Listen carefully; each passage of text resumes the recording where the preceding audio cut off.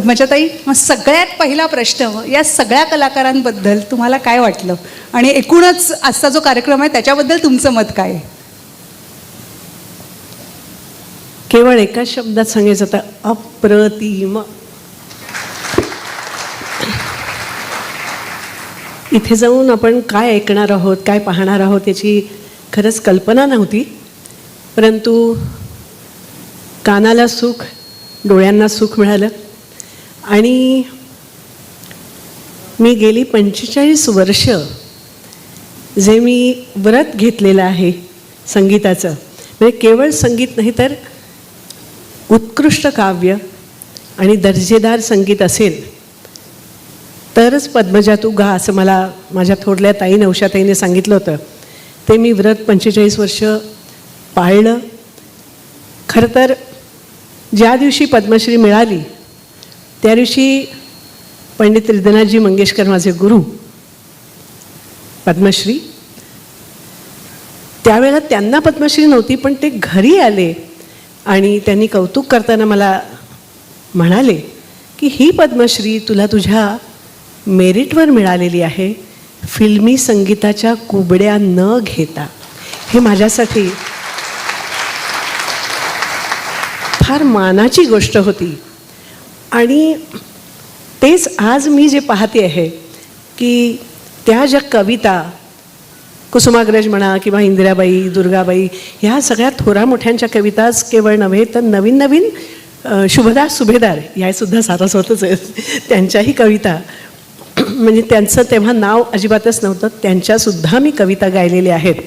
म्हणजे फक्त नावं असलेल्या किंवा दिग्गजांच्या जसं नाही. तर या कविता केवळ पुस्तकात न राहता त्या रसिकांच्या हृदयापर्यंत पोचाव्यात, स्वयंपाकघरापर्यंत पोचाव्यात, असं जे मी व्रत घेतलं होतं ते आज त्याचं सार्थक झाल्यासारखं मला वाटतं या 5 मुलींना ऐकून. आणि या सगळ्यांनाच, म्हणजे वादकांनी सुद्धा इतके अप्रतिम त्यांना सगळ्यांनी साथ केलेली आहे. एकदा जोरदार वादक आणि कलाकारांसाठी टाळ्या होऊ द्या. फार सुंदर. मग अशी ज्यांनी लाजून हसणे म्हटलं त्यांचं तर गाणं ऐकताना मला माझ्या खरंच गुरुजींचीच आठवण येते, हृदयनाथजींची.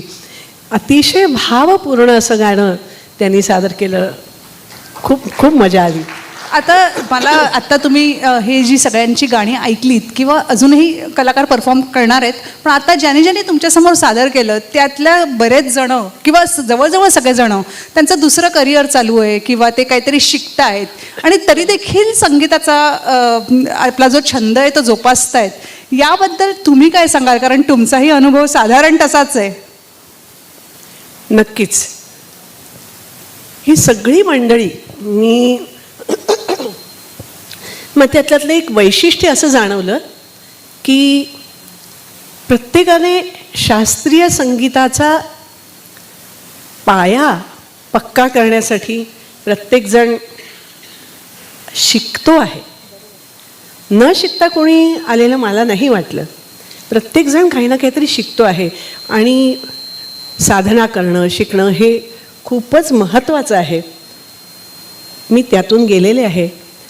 साधारण मी तुला एक आठवण सांगते तुझा या प्रश्नावरती उत्तर. म्हणजे 1980च्या सुमाराला मी आईच्या आग्रहामुळे 25 स्पर्धांमध्ये भाग घेतला. भारतभर कॉलेज चालूच होतं. त्या भाग घेतल्यानंतर शास्त्रीय संगीत, सुगम संगीत आणि उपशास्त्रीय संगीतामध्ये पहिली 25 बक्षिसं मिळाली.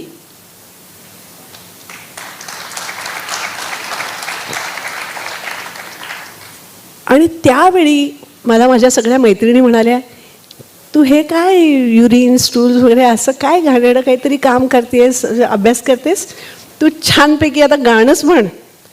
गाण्यामध्ये काय आहे, तुझं नाव होणार, तुला बक्षिसं मिळणार, पैसे मिळणार, प्रसिद्धी मिळणार, हेच कर तू. गाणं सोडून दे, हे अभ्यास सोडून दे, कुठे काय करत बसलीस. मी घरी आले आणि छानपैकी बाबांना सांगितलं मी आजपासून कॉलेज सोडलं.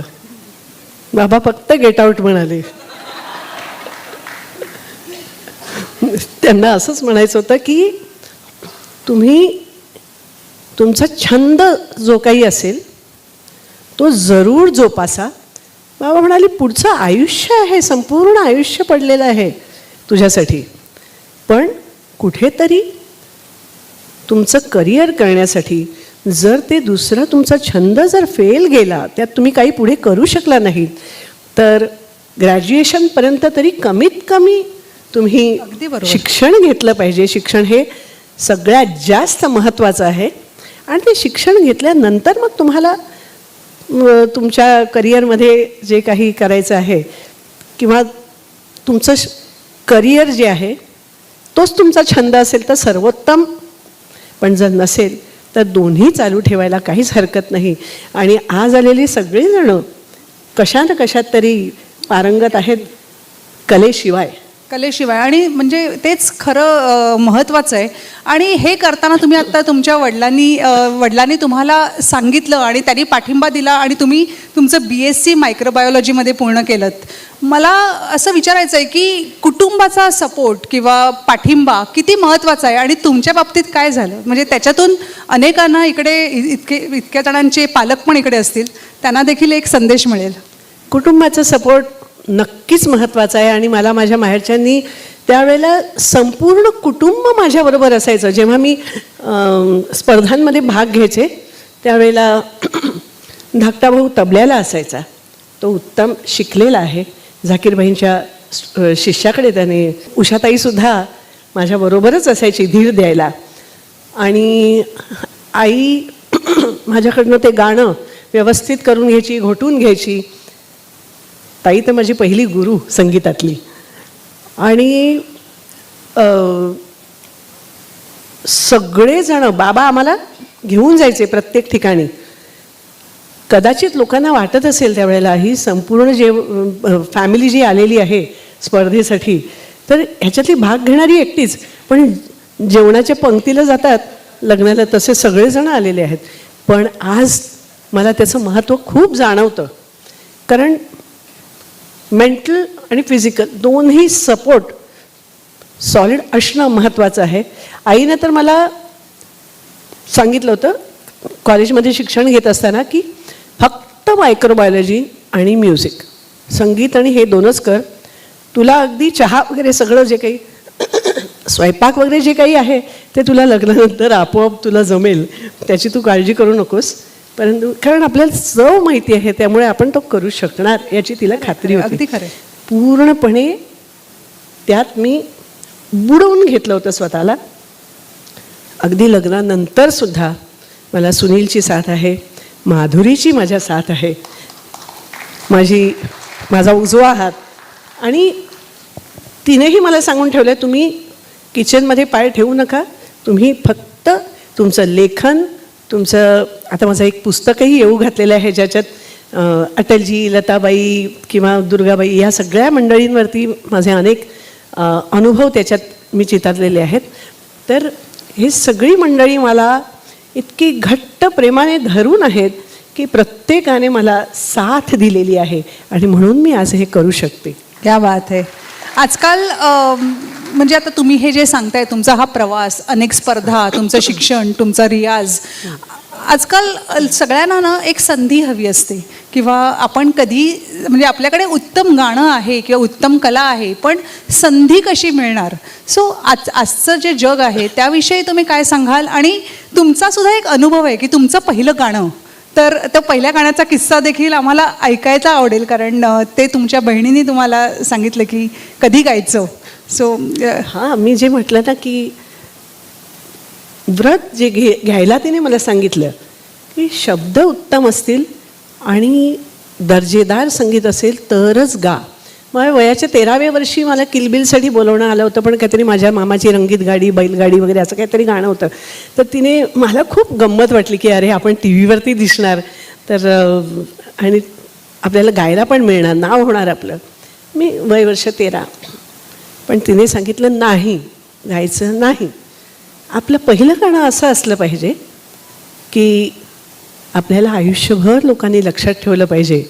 आणि आज ते तिचं स्वप्न आज खरं होतं आहे. कारण केव्हा तरी पहाटे माझं चित्रपटातलं पहिलं गाणं गेली 40 वर्ष 5 ऑगस्ट 1985 रोजी रेकॉर्ड झालं होतं ते गाणं. आज ते चिरतरुणच गाणं आहे.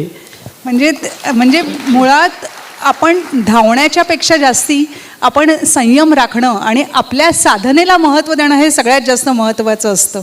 आणि एक गोष्ट सांगते की जेव्हा मी कॉलेजमध्ये जायचे 7ला घरातनं निघायचे, 8 ते 12 3-4 तास जवळपास प्रॅक्टिकलसाठी उभं राहावं लागायचं मायक्रोबायोलॉजीच्या.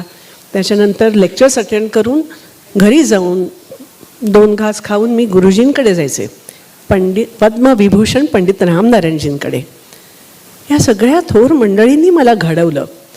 कारण ते जवळपास 5 तास 4 ते 5 तास मोठा भोपळ्याचा तानपुरा माझ्या मांडीवर असायचा.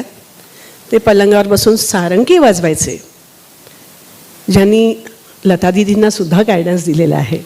असा दिग्गज व्यक्ती 4 ते 5 तास एकही शब्द नाही, एकही बंदिश नाही, एकही गाणं नाही, फक्त स्वरांचे पलटे त्यांनी माझ्याकडनं करवून घेतले 5 वर्ष. कधी कधी कंटाळा यायचा.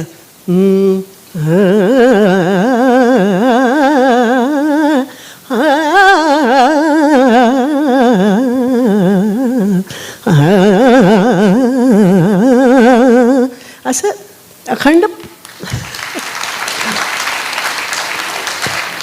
कधी कधी कंटाळा ऐकायला मिळालं हे किती भाग्याचं आहे.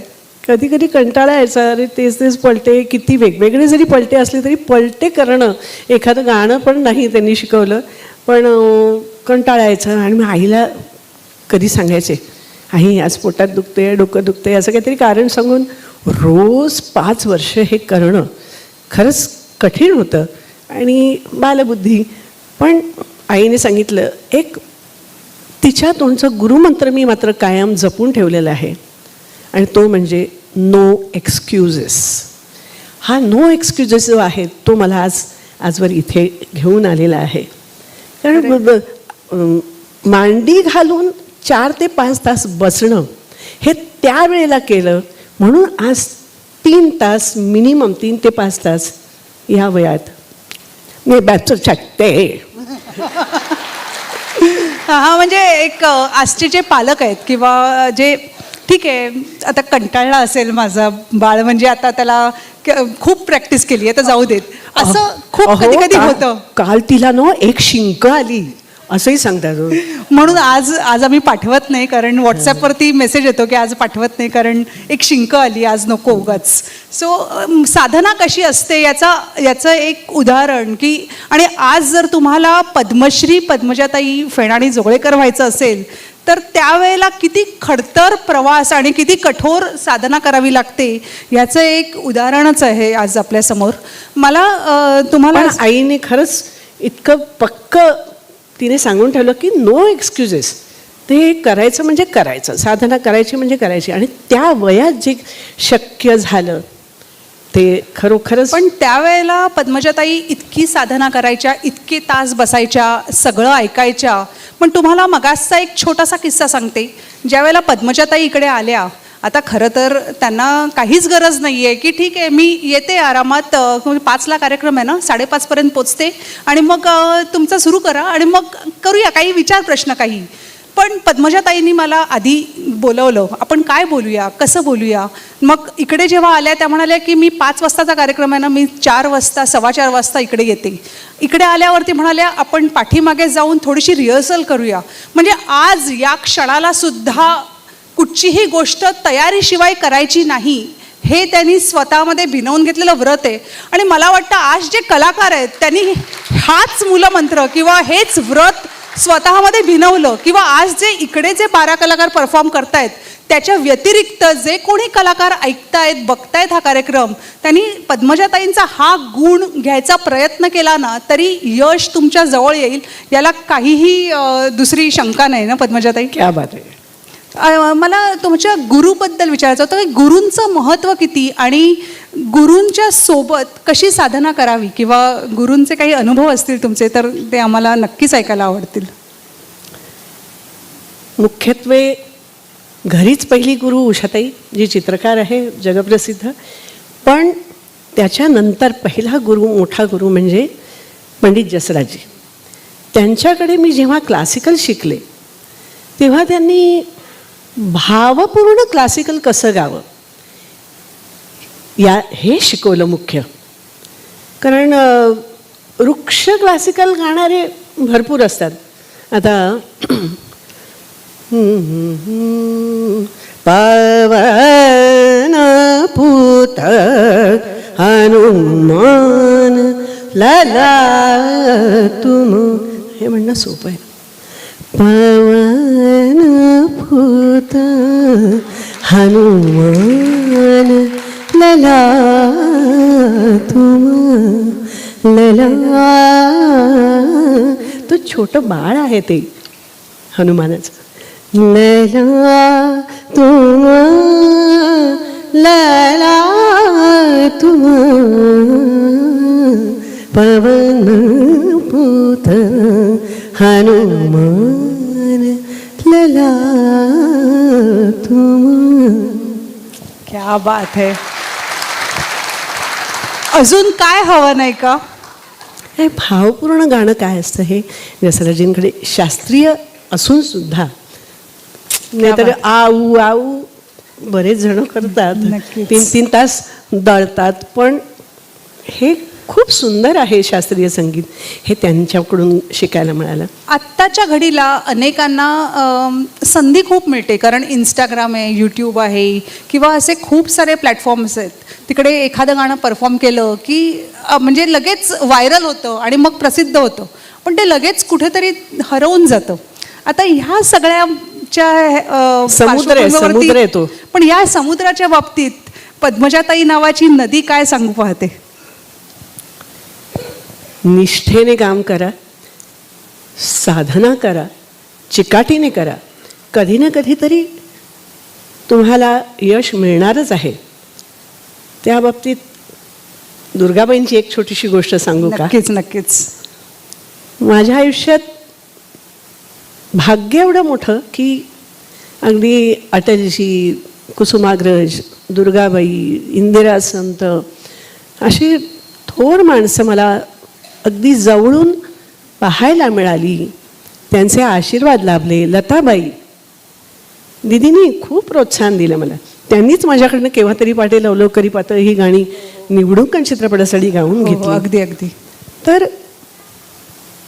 एकदा मी दुर्गाबाईंकडे गेले होते. जनरली मी कुठलंही गाणं रेकॉर्ड करायचं असेल, कविता रेकॉर्ड करायची असेल तर मी दुर्गाबाईंकडे आधी जायचे, ते काव्य पूर्ण समजून घ्यायचे.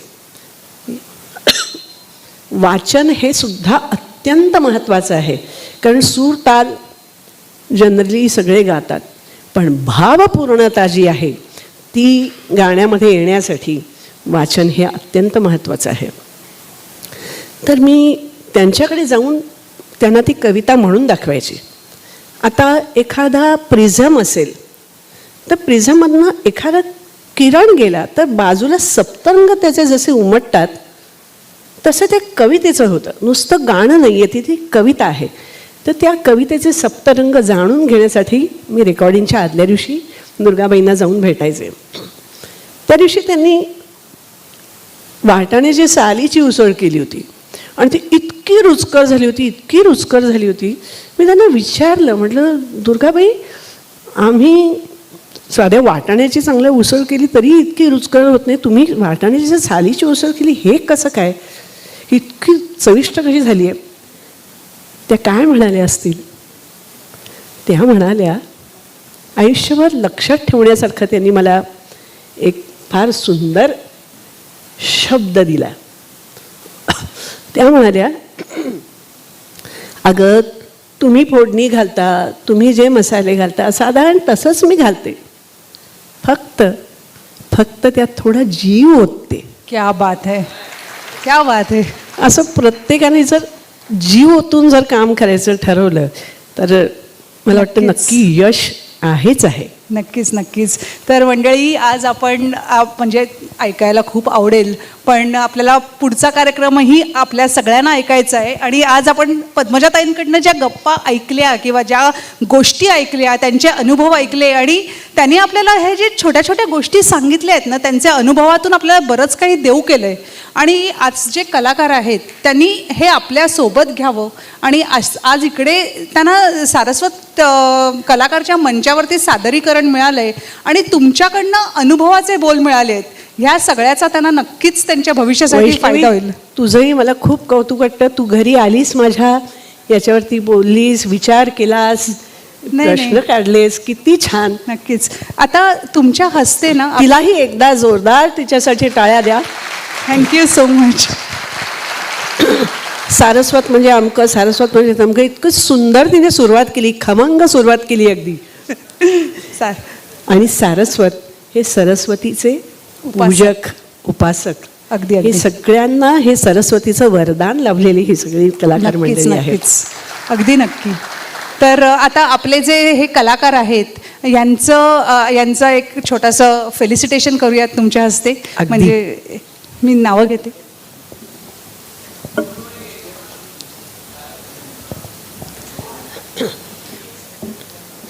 चांगल्या चांगल्या कलाकारांना ऐकायचं आहे तुम्हाला. नक्कीच. निशंक हो, निर्भय हो मनारी, निशंक हो, निर्भय हो मनारी, प्रचंड स्वामी बळपाठीशी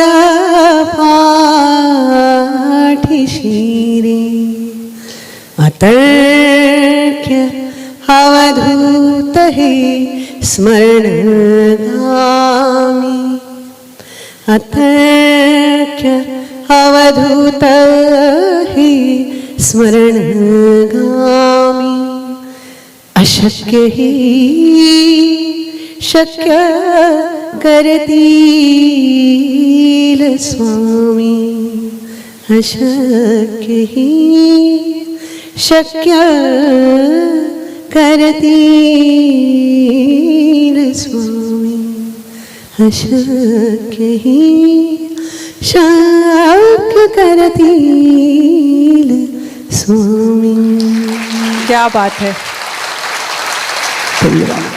खरं सांगते, सकाळी प्रत्येक घरामध्ये तारक मंत्र ऐकल्याशिवाय दिवसाची सुरुवात होत नाही. आणि यामुळेच दिवसाला आपण ज्या वाईब्स म्हणतो ना, त्या वाईब्स आपोआप घरामध्ये जनरेट होतात आणि आपला दिवस चांगला जातो.